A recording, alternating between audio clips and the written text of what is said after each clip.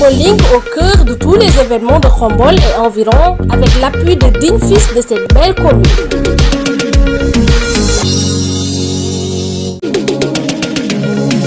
Khombole au cœur de tous les événements de Khombole et environ avec l'appui de dignes fils de cette belle commune.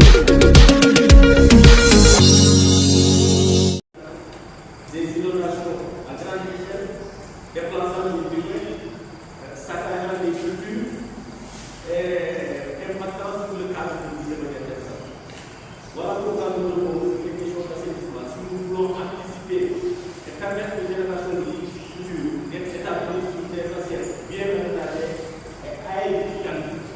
nous devons anticiper sur des questions d'assainissement. C'est vrai qu'on est assis sur du sol d'or, avec une facilité d'infiltration panorama, mais avec les aménagements qui sont réalisés dans la vallée, avec tout ce qui a été fait depuis des années pour composer une ancienne commune, nous pouvons connaître d'ici quelques peu des questions d'innovation. Nous sommes en train de travailler autour de l'attraction d'un établissement beaucoup plus large, beaucoup plus grand, beaucoup plus dense. Donc il nous faut anticiper sur des questions pour permettre aux générations futures d'être installées sur des espaces aériens. Voilà pourquoi, monsieur le préfet, c'est avec mon plaisir que nous appelons cet atelier de restitution et apporterons une coupe par rapport à ce qui se fait, puisque nous voulons anticiper sur des questions d'énergie, nous voulons anticiper sur des questions d'agriculture, nous devons anticiper sur des questions d'assainissement, de l'eau plus bien et de l'eau usée. Voilà pourquoi nous sommes venus avec les chefs de quartier sur convocation du préfet, les badiens du port, la représentante de la presse totale, les conseillers de sécurité qui sont présents dans ce point, et deux de mes conseillers, deux en matière de planification ingénierie de Louis. Merci beaucoup, mon cher ami, d'être là, mais également à Sion, vice-président du bureau de pilotage du centre de contrôle. Décembre 2025, nous avons fait un centre de. Alors, merci beaucoup, monsieur le préfet. Je vous laisse laisser avec vous. Je vous remercie de votre temps. La parole est donnée à mon collègue pour faire la tâche. Merci, préfet. Monsieur le préfet,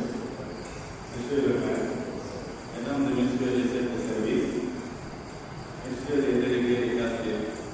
chers participants, depuis 2016, l'État du Sénégal s'est engagé dans un ambitieux programme d'élaboration de plans directeurs d'assainissement pour l'ensemble des communes du Sénégal. Cette instruction a été donnée en Conseil des ministres en septembre 2016 et elle a été réitérée récemment aussi avec son Excellence le Président Bassirou Diomaye Faye pour la mise en cohérence de ces documents de planification avec la vision stratégique Sénégal 2050. Dans son approche, l'Office national de l'État l'Office national a commencé par les régions, ensuite les départements, ensuite les communes. Ce qui fait que depuis le démarrage de cet ambitieux projet, 41 départements sur les 46 ont pu bénéficier de plans d'assainissement qui est en cours de validité pour des horizons qui sont entre 2030 et 2040. Alors, en plus de ces 41 communes et 41 chefs de département, il y a d'autres villes d'intérêt stratégique qui ont pu bénéficier de plans d'assainissement.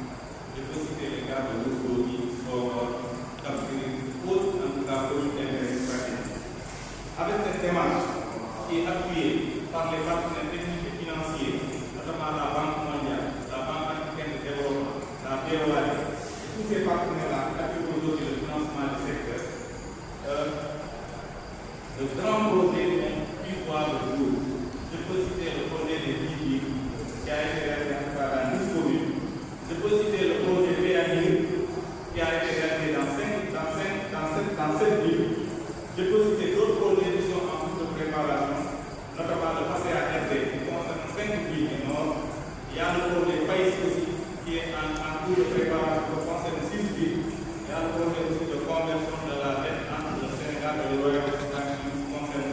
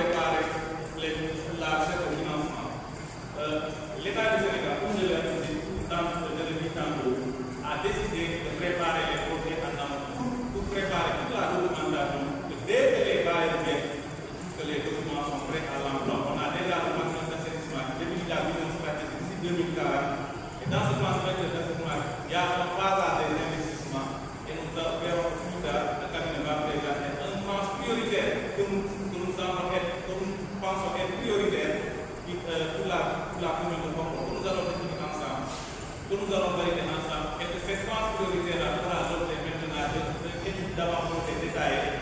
d'une étude d'impact environnemental et social et d'un dossier d'appel d'offres. C'est à partir de ce moment qu'on crée des paquets de projets pour lesquels on recherche des financements. L'étude a été confiée au cabinet qui est là présent, qui vont se présenter. La commande qui est passée consiste à faire un plan directeur d'assainissement. Après ce plan directeur d'assainissement, comme la réglementation nous l'oblige, nous allons faire une évaluation environnementale stratégique. Parce que ça, c'est la loi de tout projet politique ou plan doit faire l'objet d'une évaluation environnementale stratégique. Une fois cette évaluation environnementale stratégique sera faite, on va passer maintenant carrément au projet. Donc ça veut dire que la transpriorité qui sera définie ici, elle va faire ensuite l'objet d'études détaillées, d'un avant-projet détaillé, on va faire les études topographiques, les études géotechniques. Ensuite, faire une étude d'impact environnemental et social sur cette transprioritaire-là, faire un dossier d'appel d'offres. Donc voici la commande qui a été confiée au cabinet de l'étude. Donc pour aujourd'hui, il s'agit de, le cabinet va nous présenter le diagnostic de l'assainissement qui a été fait à Khombole. Il va proposer des solutions d'assainissement avec la situation pour la situation de Khombole, va proposer des variantes, va évaluer les variantes et va faire des comparaisons pour les variantes et nous proposer des variantes. Parmi ces variantes-là, il y en a une qui fera l'objet d'un phasage d'ici l'horizon 2040. Donc il y aura la phase 1, la phase 2, la phase 3, et pour chaque phase, il y aura une consistance des travaux qui sera déterminée avec un coût. Et ça, on va vous présenter une fois que c'est validé ensemble, nous allons poursuivre la mission sur les autres étapes de la mission. Donc voici ce que je voulais donner en termes de mon introduction de le cabinet de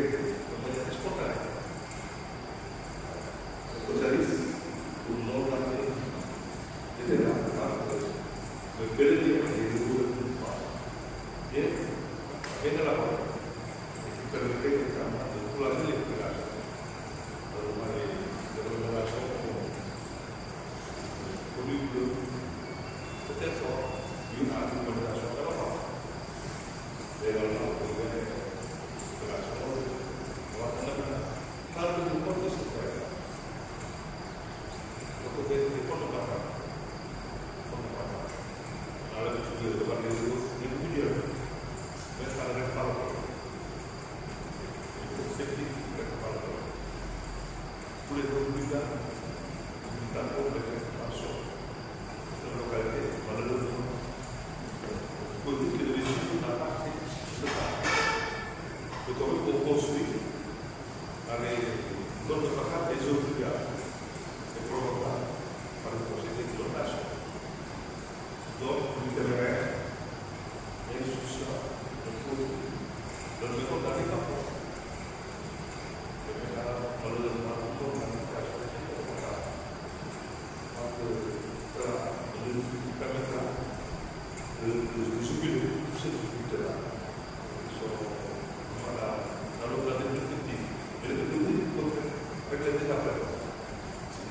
souscrit à ce qui sera fait la victoire.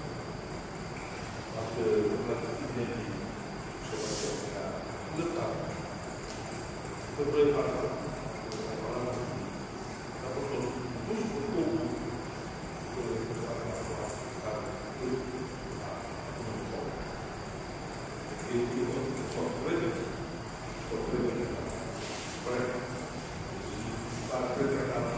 et je suis très satisfait parce que le président de l'Europe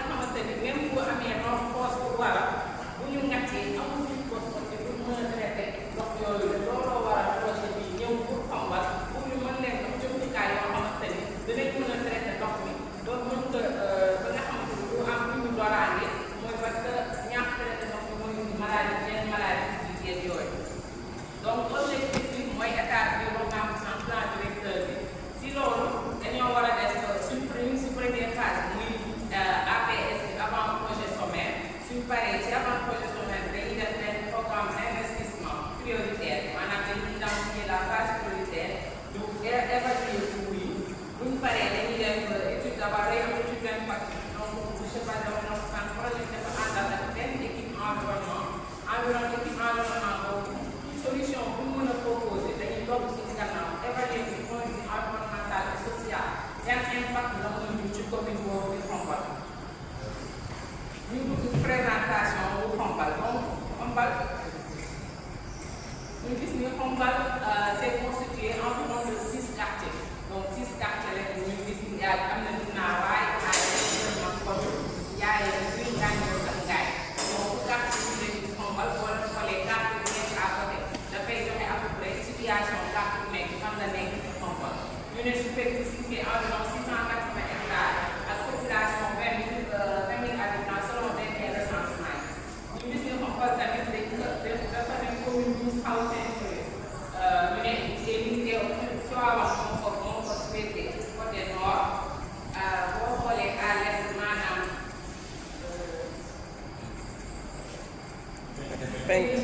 penk mais am na tamit Noto à l'ouest ñu gis am na ville de Thiès donc bu ñu dugg tamit si topographe parce que bu dee dañuy proposer ay solution lépp lu jëm ci assainissement surtout ndoxu taw yeeg yëpp dañoo war a xool Xombal nan la constitué woon nan la pente bi def nan la ndox mi lan mooy yoonu ndox mi normal donc loolu ñu gis ni globalement relief bi dafa peu accidenté mais Xombal dafa bëri ay points bas maanaam dañuy gis kon yoo xamante ni day am ay kàmb ak comme yoo xamante ni day gën a kawe donc loolu jot nañu gis bi ñu demee sur le terrain avec commune bu Xombal donc en terme de sol ñu gis ni souvent sol joor lañ koy am mooy suuf si tool bi nga xamante ni tamit dafa mën a naan ndox loolu lay doon suñu base pour mën a def suñu calcul ak simulation pour proposer ay bâtiment ñu ñëw ci wàllu situation d'assainissement wu ville maanaam lan moo ko am bu ñu jëlee lépp lu jëm ci ndoxu foos yi gis ni toilette ay toilettes moo am donc amul réseau donc amul réseau d'assainissement foos moo am ñetti foos ak yooyu moo ko am ngàcc bi mën na doon manuel mën na doon mécanique également loolu la ñu gis ni gestion des eaux domestiques bi day am souvent am na ay bu ñu fóotee wala bu ñu raxasee comme commune yu bëri ci nekk bi la ñuy tuur wala ci ëtt bi yeeg yooyu ñu gis ni loolu la am en terme d'assainissement wala nañ foos yi ñu nekk ni dëkk bi amul camion de vidange également la densification urbaine entraîne la possibilité et conduit souvent à la réalisation de puits de proximité et la proximité des latrines maanaam dafay am foos yi bu kii am noonu ay puits bi la ñuy def donc day bu feesee gas bi donc mais loolu boo ko xoolee ñaar bëriwul ci kii bi mais am na dañuy tabax foos yoo xamante ne bu feesee dañuy kii defaat beneen foos donc en terme d'assainissement eaux usées maanaam lépp lu jógee ci kaw foos yi kaw bi looloo fa am mais bu ñuy wax toujours assainissement mënuñu wax assainissement te duñ wax déchet parce que mooy ànd bu dee da ngay def ay ouvrage foog nga bàyyi nag gestion déchet ba nan lañ koy gérer ci dëkk ba ñu ne gis nañ fa ay quelques dépotoirs sauvages ci niveau commune bi mais parce que bëriwul amul traitement adéquat par exemple pour déchets yi mais commune bi mettre na en place ay moyens pour mën a collecter déchets yooyu pour mën a am ñu koy structurer yóbbu ko benn site ci gannaaw dëkk bi noonu loolu lañ koy donc ñu dem ci wàllu ndoxu taw yi donc ndoxu taw yi dañoo dem sur le terrain avec la commune avec la mairie boo ko mettre au passage ils ont accompagné ci terrain wàllu lépp point yi nga xamante ni gis nañ day taa dem nañ si buntu boo leen xoolee si buntu mairie bi juste ndox mi dafay taa souvent jëm ci côté marché bi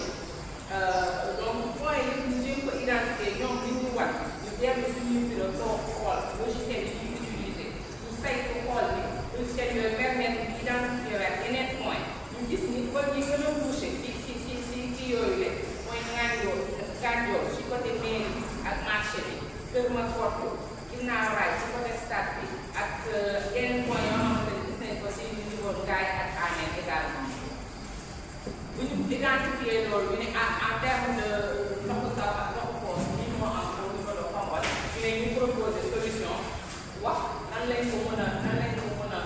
yan solution lañ mën a proposer pour dindi loolu ñoom ci solution yi généralement pour ndoxu foos ak ndox yu jógee si ñetti solution lañ war a mën a am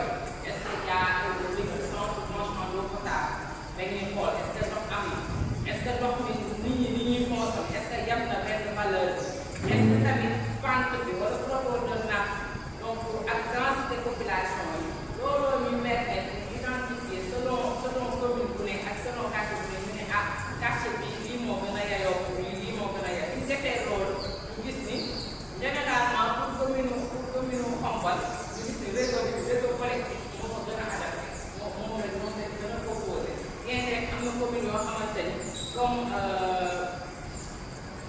ginnaaw raay si kaw na le comme ni nga xam ne dans bëreetul maanaam dëkkuwaay bi bëreetul noonu foofu mën nañ fa ne peut-être ay assainissement autonome maanaam fosse yeeg yooyu mais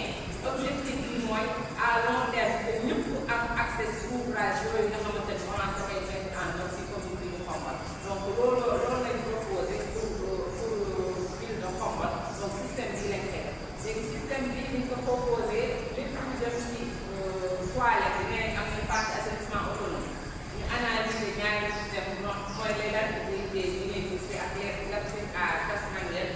donc yaakaar naa ni ñu bëri xàmmee ne genre toilette yi ñu xool mais li ñu gëstoo xool ñu gis ne dañ ne toilette à charge manuelle bi moom moo gën a adapté pour Xombol donc moom la ñuy proposé pour commune Xombol ñu dem léegi ñun wax nañ ni ñu defee fosse parce que nekkul ni da ngay def réseau rek pour canalisation rek moo war a am traitement kii ONAS tamit day mettre en place une station de traitement des eaux de vidange maanaam ndox yooyu ñu jógee ci fosse yi yooyu tamit dañ ko war a traité camion bi nga ngàccee da koy yóbbu ci benn bërëb boo xamante ni day permettre ñu traité pour yi stabiliser ko ba nga xamante ni nit ñi mën ko indi ko comme compost wala yeneen ak yeneen donc loolooy àndal lépp ñu jëm ci toilette yeeg yooyu ouvrage indi lay àndal képp ku ngàcc foosam foofu la koy yóbbu pour traité ko stabiliser ko léegi si lépp ñu jëm ci réseau collectif maanaam tuyaux yeeg conduite ñu évaluer dañuy évaluer population bi nan lay màggee parce que dañ ko xam ne horizon projet 2040 la donc dañoo war a évaluer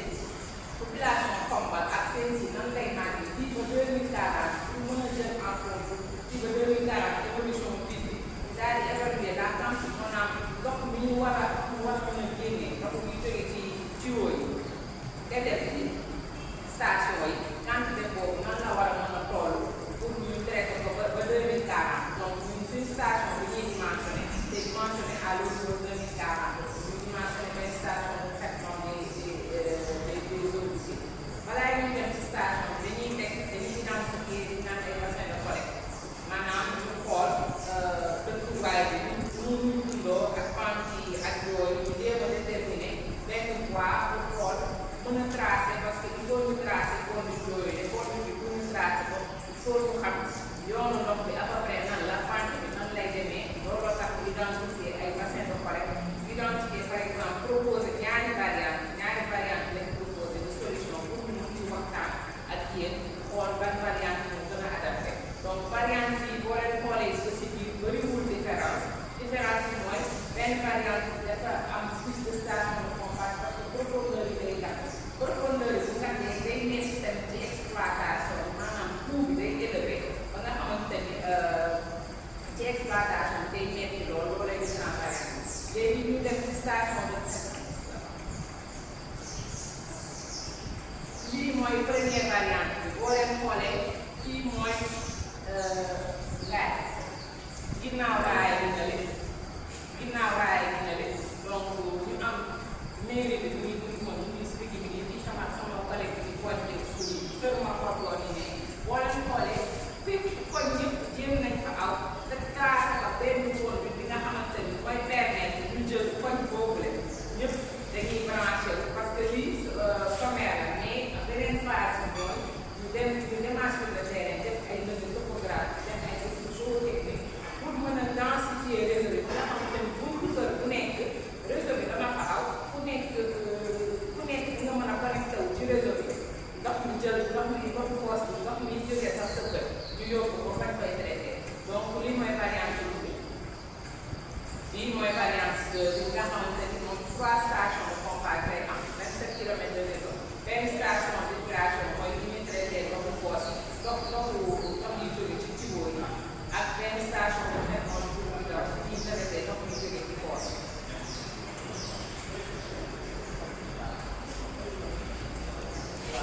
donc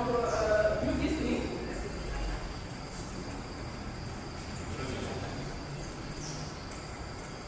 donc ñu wax tuuti si point yi nga xamante ni moom lañ wax dañuy teg station parce que bu ne station de pompage bu ne station de d'épuration wax ampli wax surface wax foncier donc et là loolu moo nekk principal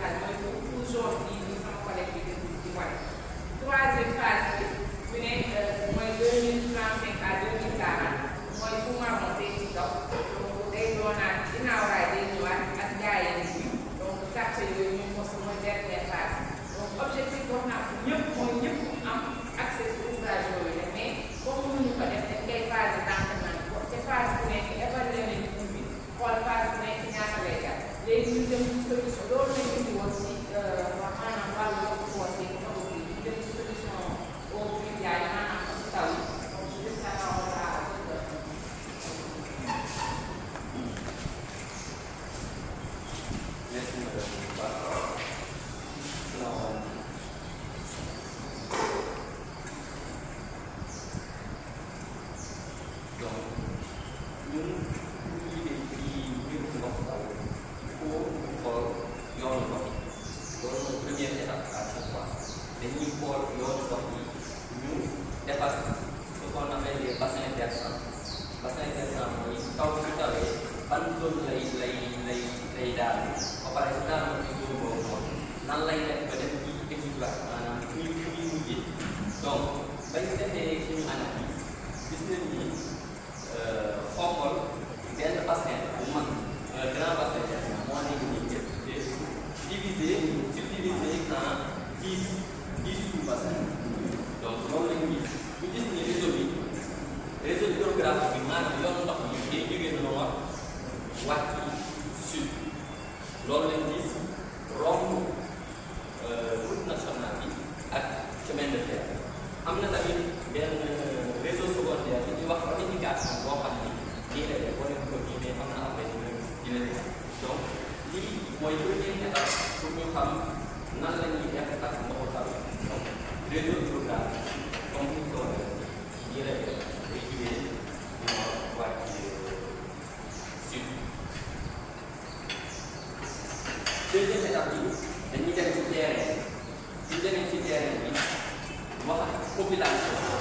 ñu wax ñu wan ñu zone yi taal ci biir Xombol bañ demee population yi ànd ak biir bi dañu doon ni zone mairie marché bi ñooy gën a taal ci biir Xombol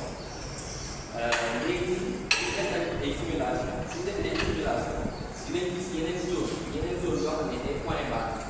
foofu tamit suñu boolee ndox ma dina fa tax suñu def réseau ndox ma dina fa tax donc gis nañ ni ngaay ci wetu district sanitaire bi am na point bas ci wetu tamit centre santé Kër Makor am na point bas ci wetu giisi bi tamit ci wetu stade bi ak giisi bi am na point bas donc zone yi yëpp ay zone critique la mais zone bi gën a critique mooy zone bi ak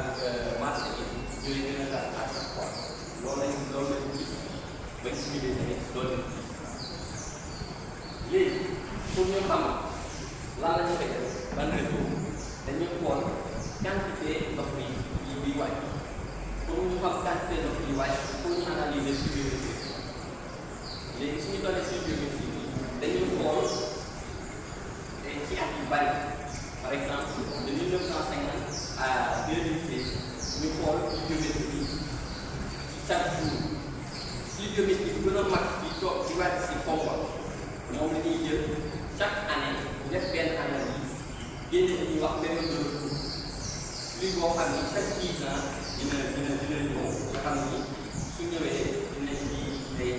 ay jafe-jafe yu bari ci dëkk bi loolu lañ def suñu analyse donc pour une période autour de 10 ans ñu trouvé ni que 86 millimètres d'eau lañ ci am loolu noonu am dañ koy jël transformé ko benn hydrogramme waaw moom mooy hydrogramme boobu dañuy wax fii de projet bi bañ ko defee dañoo utiliser maximal 96 lañ trouvé mais ñu utiliser 100 millimètres pour gën a amaat léegi avec 100 millimètres yooyu noonu dinañ am benn intensité de 139 millimètres par heure donc li hydrogramme de boobu la moom la ñuy utiliser pour def simulation bi pour mën a calculer dimension exactement réseau donc bañ defee loolu bassin versant bi chaque bassin dañuy calculer débit bi moom lañ def nii en bleu moom moo en noir surface bassin versant donc bañ defee loolu ba pare xam chaque débit bi nekk ci bassin bu nekk chaque ban ñaata débit moo fay jàll léegi mën a proposer ay réseau donc ci suñu proposition def nañu 3 collecteurs principaux yoo xam ni ñoom ñooy nekk ci biir Xombol premier collecteur principal bi seet na moom day jógee ginnaaw raay wàcc ngaay dem ci benn bi ñuy wax bassin d'infiltration boobu nag tamit ci wetu ferme agricole boobu la nekk donc bassin d'infiltration boobu noonu dañ koy utal tamit dañu naan collecteur de décharge parce que bassin d'infiltration bi suñ ko bàyyee noonu rek sans defal ko collecteur de décharge mën na fàcc comme ci kaw ci yenn bassin donc il faut ñu wutal ko collecteur de décharge moo nekk nii après wàcc bi loolu mooy premier collecteur bi. deuxième collecteur bi bii benn collecteur secondaire la boo xam ne ginnaaw laay ci kaw lay jógee parce que foofu am point bas léegi mënuñu ko raccorder directement ci réseau bi gratuitement dañ ko wutal station de pompage benn mini station de pompage pour mën a jël loolu dugal ko si collecteur C1 bi ñu def. après ñoom le collecteur C2 collecteur C2 bi day jël gàncax jël tuuti ci kër Masson yéeg jaayeen bi dem ci benn tamit lu ñuy wax bassin d'infiltration boobu tamit dañ koy wutal benn station au cas où bassin bi débordé dugal ko ci benn collecteur boo xam ne day rejoindre collecteur C1 donc système bi noonu la demee léegi dernier système bi mooy ANEL moom dafa am propre système am donc benn réseau boo xam ne tamit defal nañ ko benn bassin d'infiltration comme que xombal zone bi xaw naa suuf si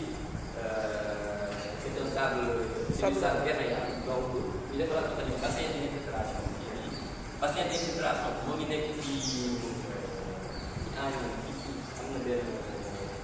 zone ARTP parce que demoon nañ ko visite ñu ngi zone ARTP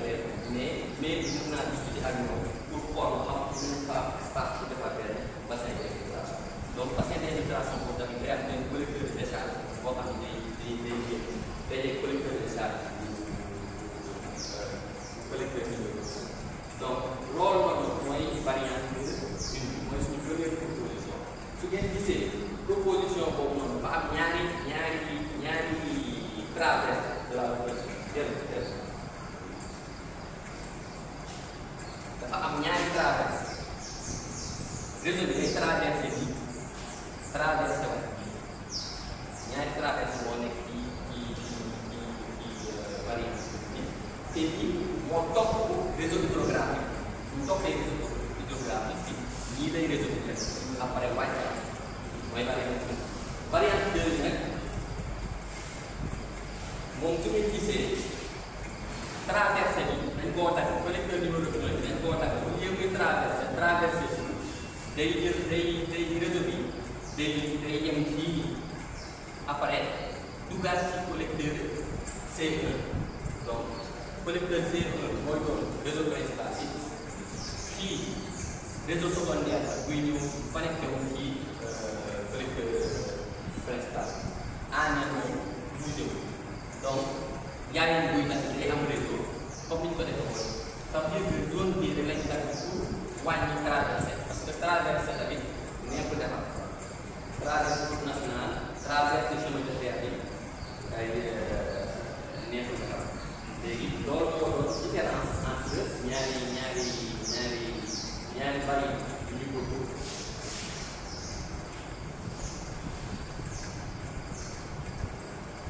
donc am nañ tamit benn option bu ñu def ci variante yëpp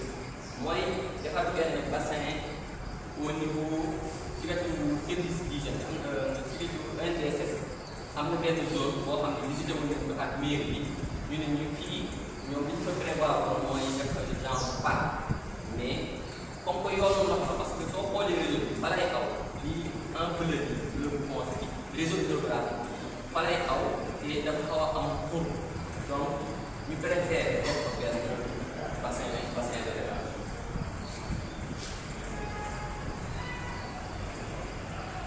donc lii mooy synoptique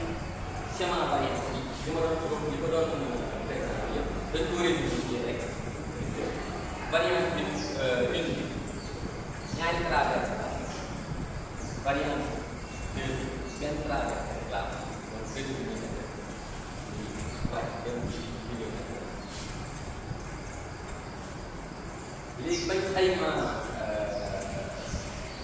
variante une ak variante deux variante une gis nañ ni 14 milliards 100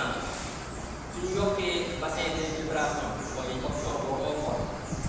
parc bi ñuy transformé dans bassin moom mooy doon 14 milliards 400 variante 2 bi moom nga xam ni benn traversée la rek moom mooy 14 milliards 100 mais su yokkee bassin boobu noonu day doon 14 milliards 400 soo xoolee différence yi bariwul mais suñu xoolee du point de vue technique mën nga wax suñu xoolee du point de vue technique variante bi nga xam ne moom moo am ñaari traversée moo gën a baax du point de vue hydraulique parce que moom dafa topp yoonu ndox variante 2 bi nag bien sûr moom moo gën a moins cher parce que dañoo wàññi benn traversée mais dinañ yokk longueur bi largeur canal su ñu yokkee largeur canal yi tamit loolu dina xaw a am emprise boobu noonu day xaw a nekk tamit donc ba ñu xoolee dañoo ne variante bi ak option bi maanaam deux bassins yoonu zone boobu ñu mën a baax ak bassin moom lañ choisir moom la ñu def donc dañ xayma xool analyse bi yëpp variante boobu ñu def finalement comme solution pour xool léegi lii mooy variante une bi moom la ñu def à chaque fois dañu koy phase donc première phase moo nekk fii donc day jël kaayam bii jaayam bii ñaan yool jël kër ma koor yi jël pour yi ànd ak daay donc moom mooy phase bi ñu si defar 4 kilomètres de réseau de drainage, 4 bassins d'infiltration, 4 kilomètres de voirie, parce que tamit mënuñoo defar réseau sans voirie. Su ñu defaree réseau sans voirie, suuf si yëpp ci biir daal fàq réseau loolu amul benn sens. Donc réseau moom day ànd ak voirie. Léegi deuxième phase moom moo nekk nii en bleu. Donc dina jël tamit ngaay kër ma kooku àneen. Deuxième phase bi la léegi troisième phase bi moom mooy plus au mois de août mooy phase bi.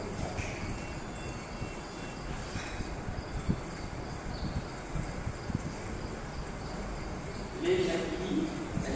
ay points d'attention la ay points spécifiques d'attention ci réseau bi ñu proposé ci solution bi ñu proposé yëpp wax nañ ko sànq am na ay profondeur yu xaw a mag pourquoi? Parce que xombal dafa bëri des hauts et des bas, des points hauts et des points bas. Donc pour def ci réseau te ñu bañ a xóotal bax mi lu xaw a yomb donc dinañ am des profondeurs yoo xam ne dinañ jege 4 mètres wala romb bu tuuti rek surtout au niveau de Ngaye. Point d'attention tamit mooy traversé ñaari traversé lañ am te dañuy jàll ci route nationale bi dañuy jàll ci chemin de fer loolu tamit. am nañ tamit ay bassins de rétention ak ay bassins d'infiltration donc am nañ bassin de rétention yoo xam ne ñu ngi ci biir ville mooy ñaari benn bi moo nekk côté service de VNDSS bi benn bi moo nekk ci wetu Cheikh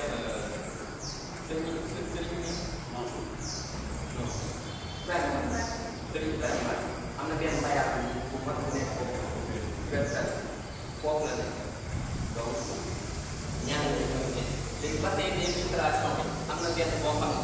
moo ngi ci biir li Xombol ak Touba bi Xombol ak Touba fii la nekk donc zone bi tamit il faut ngeen jàppale ni si beneen bassin d'infiltration bi moom wetu ferme agricole bi la nekk beneen bassin d'infiltration bi mu ngi ci zone ARTP moo ngi ci zone ARTP donc loolu noonu ay points yoo xam ne tamit il faut ñu gis ñu ci xool nan lañ koy nan ngeen ci seen jàppale léegi ñoo ngi àgg si suñu feewu présentation bi volet pluvial donc variante bi moom la ñu koy phase prioritaire investissement yi 4 milliards 900 la dinañ si def 241 ouvrages une STBV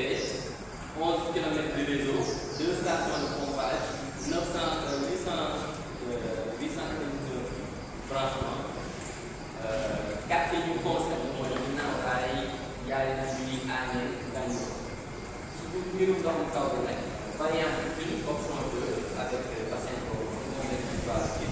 moo ngi tuddee 3 milliards 100 nañ defal 4 kilomètres de réseau 4 bassins d'infiltration ak rétention 4 kilomètres de voies de dégagement zone concernée yi moo di Kalidou Mankour ak Ndiaye léegi étape bi stop nag mooy bu ñu doon sant rek évaluation environnementale ça et dañuy ñëw saytu li ci def ban impact la am ci population yi après ñun ñu valider phase prioritaire bi dañuy def étude détaillée de la phase prioritaire après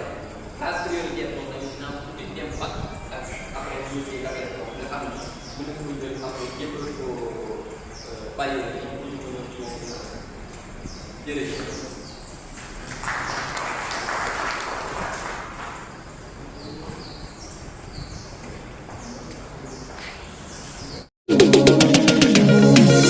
Khombole au cœur de tous les événements de Khombole et environ avec l'appui de dignes fils de cette belle commune.